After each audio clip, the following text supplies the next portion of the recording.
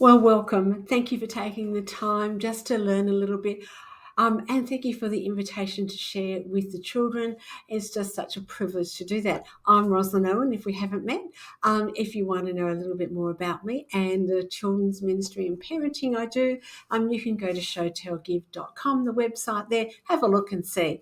But the purpose of this video is not to be too long, but to help prepare you for the camp and the really important part you're going to play in this. In the camp, we are really thankful for your support, however you're going to do that as a leader or a volunteer or a parent, because it's really crucial that children have these moments.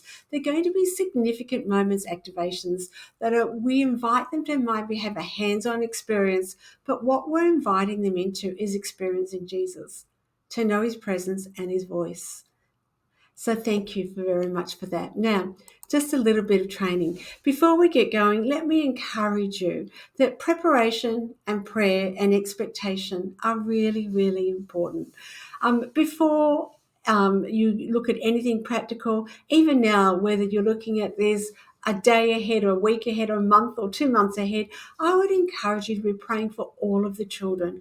Praying often I do is out of Ephesians chapter 1, verse 18 to 19.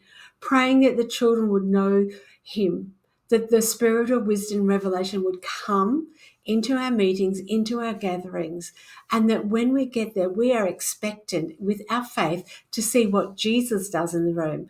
Doesn't matter whether I do a good job at leading or teaching. It doesn't matter whether you do a great job of activating or whether the kids find the games fun. What really matters the most is that our children have a window of opportunity to know him. And of course, prayer is vital for that.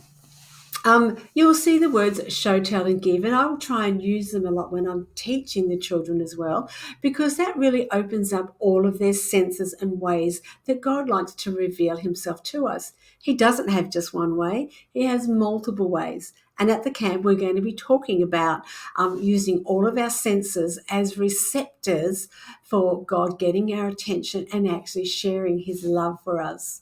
You'll also notice in this photo here, we use lots of everyday things that kids will use. We're not looking to remove faith from the kids every day. So we try and use things that are in the everyday and familiar with the kids, all right? And in this, again, we're looking for kids to have God connect moments and not just be God smart and know about him, but actually meet him. Now, when you're doing an activation with children, just sometimes a few tips that I found really helpful here. One is to really think of this as a sacred moment and actually tell children that this is a really important moment for kids, that they are invited into it. We're not going to make them do anything. We're not here to be bosses and control them. We want to invite them in to sacred moment of actually joining in this. They can watch or they can participate and participate by just having a practice. They don't have to get it right. It doesn't matter if they're wrong. They're just practicing, which is, again, really safe language for kids, particularly if they're new to this. They can just have a go, if you like. Now, one guideline is that we tell children that they don't have permission to steal someone else's attention from being with Jesus. So they're welcome to watch or participate, but they can't steal someone else's attention. Something I didn't put on these notes that I think I should have. If a child finishes before another child, just tell them that they need to stay and wait there, and maybe they could just spend a bit more time with Jesus, but they're not allowed to move on to another activation or leave where they're at, but they need to stay together as a group. Just a little practical thing there. Now, what can it look like? Now, even though we call it an activation, it's not an activity. Our goal is not to keep the kids busy or to necessarily make it fun or just to occupy them or fill in the time. It can look like this. It can look like an activity. It can be where kids are either dancing or they're still, they're being creative or they're not, or they're having hands-on experience. And we do want them to do lots of doing, but it's not based on being an activity. It's actually meant of an activation. And I mean by that, again, is trying to activate them into experiencing and being with God. So the idea is not to keep them busy necessarily, but hopefully something that they will relate to as well. So, as I said, it's more than that. It's more than keeping kids busy or giving them an activity to interest them and stimulate them. So, if kids say it's boring, well, that's okay because sometimes life is boring. If it's hard, sometimes it's hard. But this is really about being with Jesus. And that's what we really want to emphasize, all right?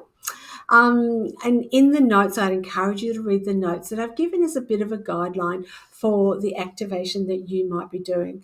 Read the practical notes as well, because getting those things sorted in advance means that you can be there and being attentive to the Holy Spirit, attentive to Jesus, and attentive to the kids, not rushing around trying to get ready, but you're fully set up. So let me encourage you to arrive early.